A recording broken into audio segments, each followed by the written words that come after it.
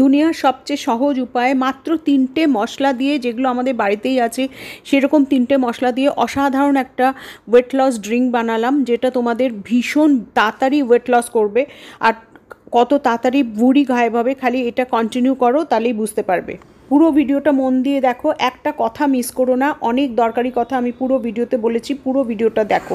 আজকে যে রেমেডিটা নিয়ে এসেছি সেটা অত্যন্ত সহজ, তোমরা আমাকে অনেক অনেক অনেক ধন্যবাদ দেবে, ভালোবাসা দেবে, আমি খুব ভালো করে জানি। চল, আজকে যে রেমেডিটা নিয়ে এসেছি সেটা মাত্র 3টে উপাদান, যেটা আমাদের বাড়িতেই আছে, সেই 3টে উপাদান দিয়ে আমরা নিজেদের শরীরের চর্বি, মেদ কিভাবে গলাতে পারি তার প্রচেষ্টা নিয়ে তোমাদের সামনে হাজির হয়েছি। Hi everyone, welcome back to my channel Gopa's passion hub. আশা করি তোমরা সবাই খুব ভালো আছো।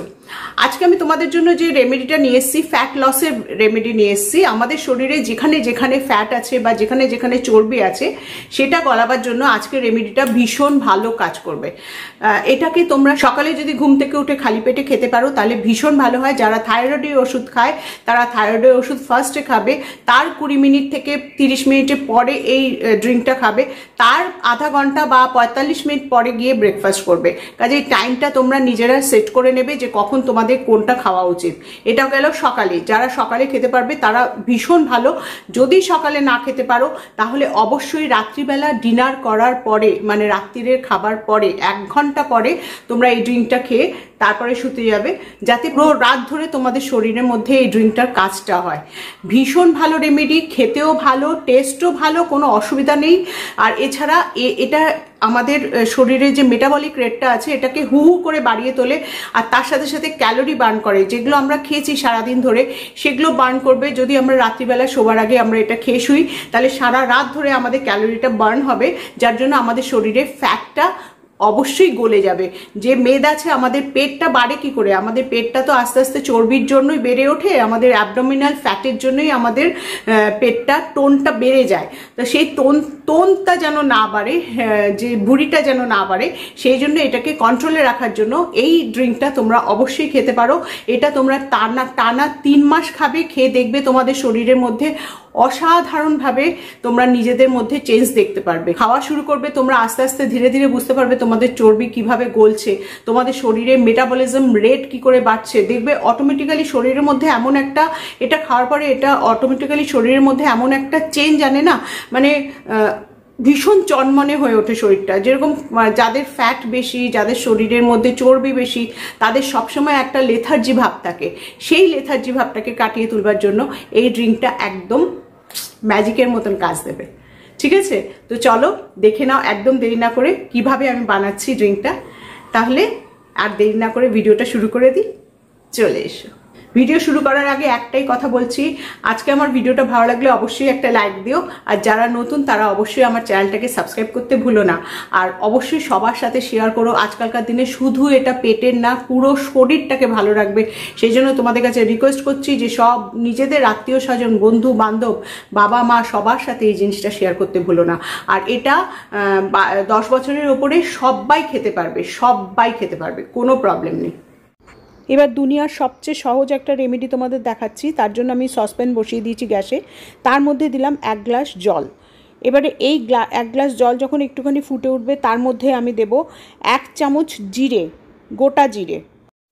তোমরা যদি চাও তাহলে যে যে ইনগ্রিডিয়েন্টগুলো এখন দিচ্ছি সেগুলোকে সম পরিমাণে নিয়ে গুঁড়ো করে রেখে দিতে পারো। 8-10 দিনের জন্য রেখে দেবে, বেশি দিনের জন্য রাখবে না।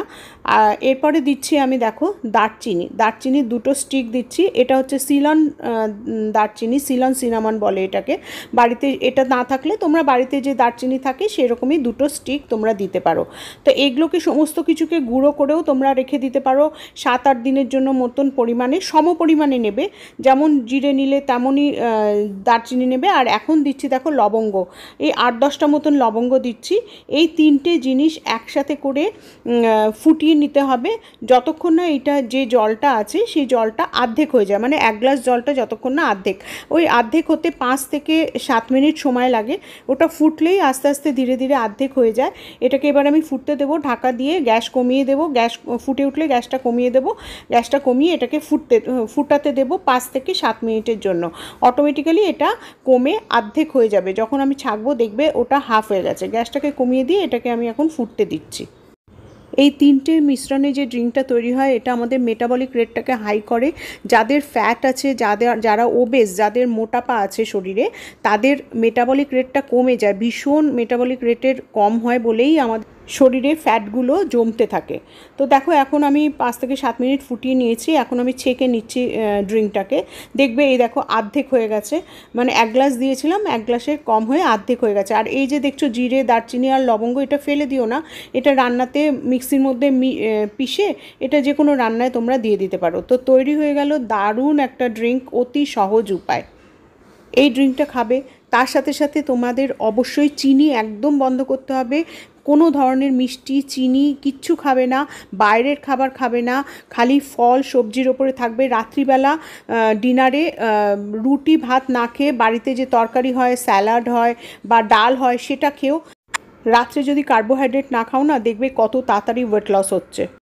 আর এর সাথে অবশ্যই এটা মাস্ট, এটা করতেই হবে, হাফ অ্যান আওয়ার তোমরা অবশ্যই হাঁটবে।